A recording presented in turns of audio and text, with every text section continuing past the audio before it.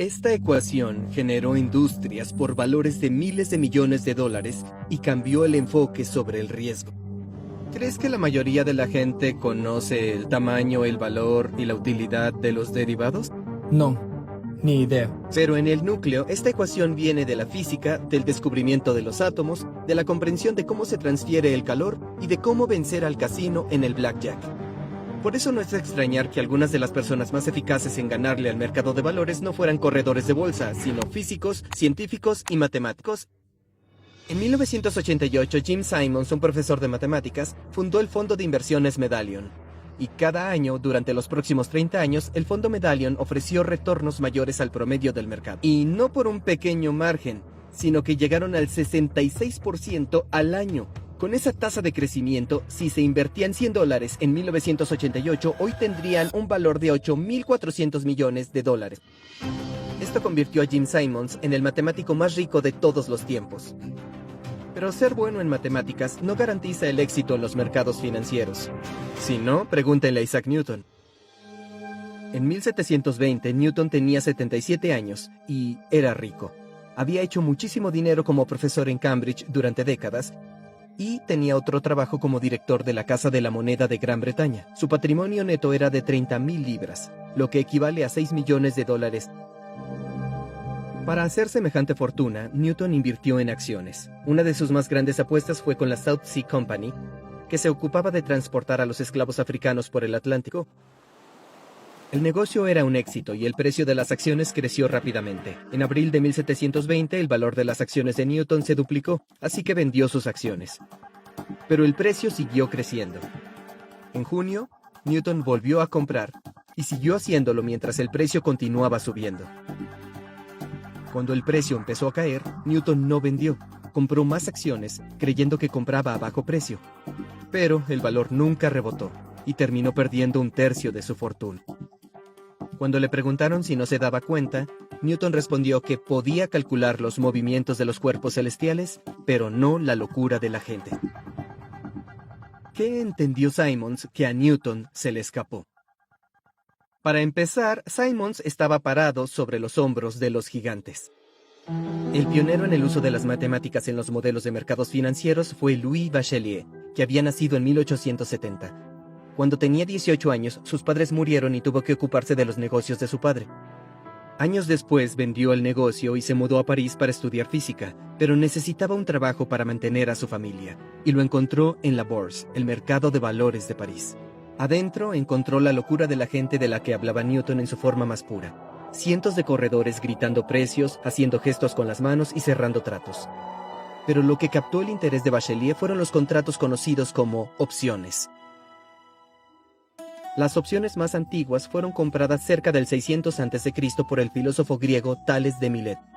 Creía que el verano siguiente traería una inmensa cosecha de olivas. Para hacer dinero con esta idea, podría haber comprado prensas de olivas que, según sus cálculos, serían muy demandadas. Pero no tenía suficiente dinero para comprar las máquinas. En su lugar, visitó a los dueños de las prensas de olivas y les pagó un poco de dinero para asegurar la opción de alquilar las prensas en el verano por un precio específico. Cuando llegó la cosecha, Tales estuvo en lo correcto. Había tantas olivas que el precio del alquiler se fue por las nubes. Tales les pagó a los dueños el precio que había arreglado, luego alquiló las máquinas a una tasa mayor y se guardó la diferencia. Tales ejecutó la primera opción de compra, que da el derecho pero no la obligación de comprar algo en una fecha posterior a un precio determinado, es decir, al precio de ejercicio. También puede comprarse una opción de venta, que ofrece el derecho pero no la obligación de vender algo al precio de ejercicio en una fecha. Las opciones de venta son útiles si esperas que el precio baje. Las opciones de compra son útiles si esperas que suba. Por ejemplo, el precio actual de las acciones de Apple es de $100, pero esperas que suba. Podrías comprar una opción de compra por $10 que te da el derecho, pero no la obligación de comprar acciones de Apple en un año a $100. Ese es el precio de ejercicio. Una nota al margen: las opciones americanas se pueden ejercer en cualquier fecha hasta el vencimiento, mientras que las opciones europeas pueden ejercerse en la fecha de vencimiento. Para simplificar, nos quedaremos con las opciones europeas. Entonces, si en un año el precio de las acciones de Apple sube a $130, puedes usar la opción para comprar acciones por $100 y luego venderlas inmediatamente a $130. Si pagamos $10 por la opción, se obtiene una ganancia de $20. Otra variante es que si en un año el precio baja a $70, puedes no usar esa opción y entonces pierdes los $10 que se pagaron. El diagrama de ganancia y pérdida se ve así. Si el precio de las acciones es por debajo del precio de ejercicio, perderás lo que pagaste por esa opción, pero si el precio de las acciones es mayor al precio de ejercicio, ganas la diferencia, menos el costo de la opción. Las opciones tienen al menos 3 ventajas. Una es que limita las pérdidas. Si hubieras comprado una acción en lugar de una opción y bajara a $70, perderías $30. En teoría, podrías haber perdido los 100 si la acción bajara a 0. El segundo beneficio es que las opciones ofrecen una ventaja. Si compras la acción y sube a $130, tu inversión crecería un 30%. Pero si compras la opción, solo tendrías que poner $10 y tu ganancia de $20 se traduce en un 200% de retorno de la inversión. Una de las desventajas es que si tuvieras una acción, tu inversión bajaría solamente un 30%, en tanto que con la opción perderías el 100%. Con el comercio de las opciones hay probabilidades de obtener ganancias mucho mayores, pero también mayores pérdidas. El tercer beneficio es que las opciones pueden usarse como cobertura. La motivación original de elegir opciones era descubrir la manera de reducir el riesgo. Y por supuesto, una vez que la gente decide que quiere comprar una cobertura, significa que hay otras personas que querrán venderla para obtener ganancias. Y así es como se crean los mercados. Las opciones pueden ser una herramienta de inversión muy útil, pero lo que Bachelier vio en la bolsa fue caos, sobre todo en el precio de las opciones de acciones. Bachelier ya estaba interesado en la probabilidad y pensó que debía haber una solución matemática para este problema, y lo propuso como tema de doctorado a su asesor, Henri Poincaré. Para fijar el precio exacto de una opción, hay que saber qué sucede con los precios de las acciones en el tiempo. El precio de una acción se fija mediante un tire y afloja entre compradores y vendedores. El precio sube si hay gente que quiere comprar una acción. Cuanta más gente quiera vender esa acción, el precio bajará. La cantidad de compradores y vendedores puede verse influenciada por cualquier cosa, como el clima, la política, nuevos competidores, la innovación, etc. Bachelier se dio cuenta de que es casi imposible predecir todos estos factores con precisión. Lo mejor es suponer que en cualquier momento el precio de las acciones tiene las mismas probabilidades de subir o bajar. Y por lo tanto, en el largo plazo, los precios de las acciones tienen un recorrido aleatorio. Suben y bajan como si esto se decidiera lanzando una moneda. La aleatoriedad es el sello de un mercado eficiente. Y con eficiente, los economistas se refieren a que no puede ganarse dinero con las transacciones. La idea de no poder comprar activos para venderlos de inmediato y obtener ganancias se conoce como la hipótesis de mercados eficientes.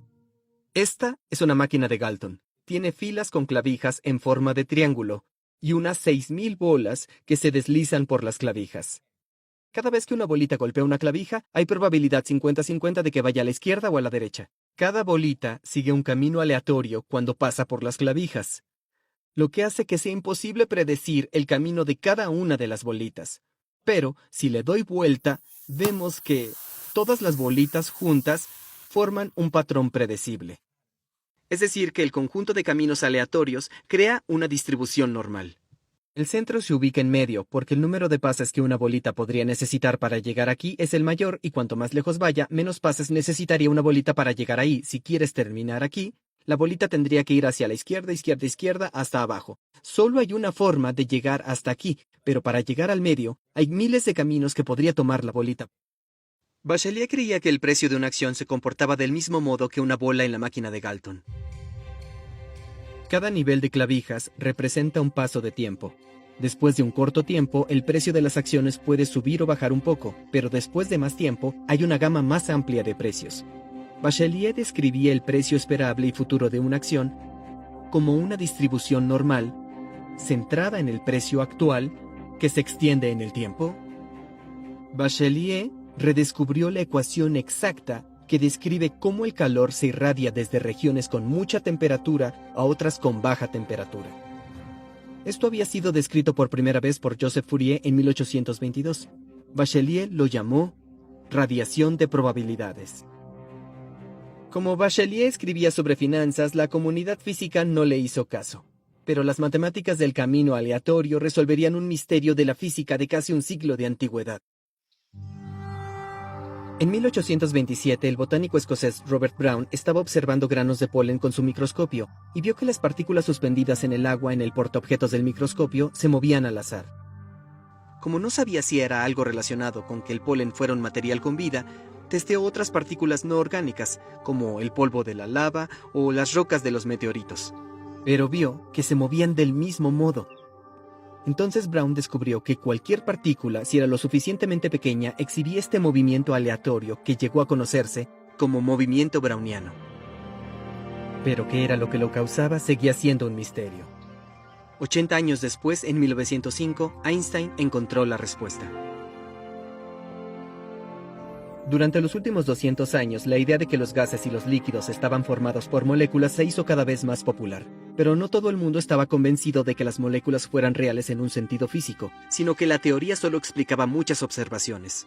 Esto hizo que Einstein planteara la hipótesis de que el movimiento browniano era causado por billones de moléculas que golpeaban las partículas desde cualquier dirección todo el tiempo. Si golpeaban más de un lado que del otro, la partícula saltaba momentáneamente. Para derivar las matemáticas, Einstein supuso que, como observador, no es posible ver ni predecir estas colisiones con certeza. Entonces debemos suponer que es probable que la partícula se mueva en una dirección o en otras. Al igual que el precio de las acciones, las partículas microscópicas se mueven como una bola por la máquina de Galton. La ubicación esperable de una partícula se describe como una distribución normal que se expande con el tiempo. Por eso hasta en el agua más tranquila, las partículas microscópicas se mueven. Esto es la difusión. Al resolver el misterio del movimiento browniano, Einstein descubrió la prueba definitiva de la existencia de los átomos y las moléculas. No tenía idea de que Bachelier había descubierto el camino aleatorio 5 años atrás. Cuando Bachelier terminó su doctorado, había encontrado una forma matemática de ponerle precio a una opción. En las opciones de compra, si el precio futuro de una acción es menor al precio de ejercicio, se pierde la prima pagada por esa opción. Pero si el precio de la acción es mayor que el fijado, tendremos una diferencia y lograremos una ganancia neta si la acción sube más de lo pagado por la opción. La probabilidad de que el comprador de una opción haga dinero es la probabilidad de que el precio aumente más que el precio que pagó al comprarla, el área verde. Y la probabilidad de que el vendedor gane dinero es la probabilidad de que el precio se mantenga bajo como para que el comprador no gane más de lo que pagó por él. Esta es el área sombreada en rojo. Al multiplicar la ganancia o la pérdida por la probabilidad de cada resultado, Bachelier calculó el retorno estimado de una opción. Entonces, ¿cuánto debería costar? Si el precio es muy alto, nadie la comprará. Pero contrariamente, si es muy bajo, todos querrán comprarla. Bachelier sostenía que el precio justo es lo que hace que el retorno esperado para compradores y vendedores sea igual. Ambos deberían ganar o perder la misma cantidad. Y ese fue el aporte de Bachelier sobre cómo calcular con precisión el precio de una opción. Cuando Bachelier terminó su tesis, le había ganado a Einstein al descubrir el camino aleatorio y resolver el problema que no habían podido resolver los operadores de opciones durante siglos. Pero nadie se dio cuenta. A los físicos no les interesaba y los operadores no estaban listos. Lo que faltaba era la manera de hacer mucho dinero. En los años 50, Ed Thorp, un joven graduado en física, estaba haciendo su doctorado en Los Ángeles. A unas pocas horas de ahí, Las Vegas se convertía rápidamente en la capital mundial del juego, y Thorp vio una manera de hacer una fortuna. Fue hasta Las Vegas y se sentó en la mesa de blackjack. En ese momento el croupier solo usaba un mazo de cartas y a medida que las veía, Thorp podía tomar notas mentales de todas las cartas que se habían jugado. Esto le permitió pensar si podía encontrar una ventaja. Apostaría más dinero cuando las probabilidades estuvieran a su favor y menos si no lo estaban. Había inventado el conteo de cartas. Y esto fue una innovación muy grande, ya que el blackjack se jugaba de distintas formas desde hacía siglos. Durante un tiempo hizo mucho dinero. Pero los casinos descubrieron su estrategia y agregaron más mazos de cartas para reducir el beneficio del conteo de cartas. Entonces, Thorp llevó su descubrimiento al casino más grande del planeta, la bolsa de valores. Creó un fondo de cobertura con el que ganaría el 20% de retorno cada año durante 20 años, el mejor desempeño visto hasta ese momento. Lo hizo llevando las habilidades que perfeccionó en la mesa de blackjack al mercado de valores. Thorp fue pionero en un tipo de cobertura, una forma de protegerse contra pérdidas con transacciones de equilibrio o compensación. Supongamos que Bob le vende a Alice una opción de compra y que esa acción sube, entonces Alice recibirá dinero. Por cada dólar adicional que sube el precio de la acción, Bob perderá $1. Aunque puede eliminar el riesgo si tiene una unidad de acción. Si el precio sube, pierde $1 de la opción, pero recupera ese dólar con la acción. Si las acciones vuelven a caer con el dinero de Alice, él las venderá para no correr el riesgo de perder dinero por eso. Esto se llama cobertura dinámica. Significa que Bob puede obtener ganancias con un riesgo mínimo por la fluctuación de precios. Una cartera cubierta Pi comenzará la opción B con una cierta cantidad de delta de acciones. Como vimos en el ejemplo de Bob Delta, la cantidad de acciones que tiene que mantener cambia según los precios actuales. Matemáticamente representa cuánto cambia el precio actual de la opción con un cambio en el precio de las acciones. Pero Thorpe no estaba contento con el modelo de Bachelier para ponerles precio a las opciones, ya que los precios del mercado no son tan aleatorios. Su estrategia se basaba en que si la opción estaba por debajo de su modelo, se compraba, pero si estaba por encima, se vendía, es decir, una contrapuesta. De esta forma, terminaba ganando en el mercado la mayoría de las veces. Esto duró hasta 1973. Ese año, Fisher Black y Myron Scholes descubrieron una ecuación que cambiaría la industria. Robert Merton publicó su versión de forma independiente que se basaba en la matemática del cálculo estocástico, así que también tuvo créditos. Al igual que Bachelier, creían que los precios de las opciones ofrecían una buena probabilidad para compradores y vendedores, pero su enfoque era nuevo. Plantearon que si era posible construir una cartera de opciones y acciones libre de riesgo como la de Thorpe con su cobertura delta en un mercado eficiente y justo, esta cartera solo debería devolver la tasa libre de riesgo y se ganaría el mismo dinero si se invertía en el activo más seguro, los bonos del Tesoro estadounidense. El planteo era que si no se tomaban riesgos adicionales, no sería posible recibir retornos adicionales. Para describir el cambio de los precios de las acciones en el tiempo, Black, Scholes y Merton usaron una versión mejorada del modelo de Bachelier igual que Thorpe. Esta dice que en cualquier momento el precio del mercado puede fluctuar y además tener subidas y bajadas. La deriva. Combinando estas dos ecuaciones, Black, Scholes y Merton descubrieron la ecuación más famosa de las finanzas. Esta ecuación relaciona el precio de cualquier tipo de contrato con cualquier activo, acciones, bonos, lo que sea. El mismo año en que publicaron esta ecuación se fundó la Bolsa de Opciones de Chicago. Esto llevó a una de las adopciones más rápidas en la industria de una idea académica de las ciencias sociales. En tan solo un par de años, la fórmula Black-Scholes fue adoptada como punto de referencia para el comercio de opciones en Wall Street. El mercado de opciones negociadas en la bolsa se disparó y ahora es una industria multimillonaria. Esto abrió una nueva forma de protegerse contra cualquier cosa, y no solo para los fondos de cobertura. Ahora casi todas las empresas grandes, los gobiernos y los inversionistas utilizan opciones para cubrirse contra sus propios riesgos. Ahora que se conoce la fórmula de valoración de opciones, los fondos de cobertura necesitarán descubrir mejores formas de encontrar las ineficiencias del mercado. Aquí aparece Jim Simons. Antes que Simons conociera el mercado de valores, era matemático.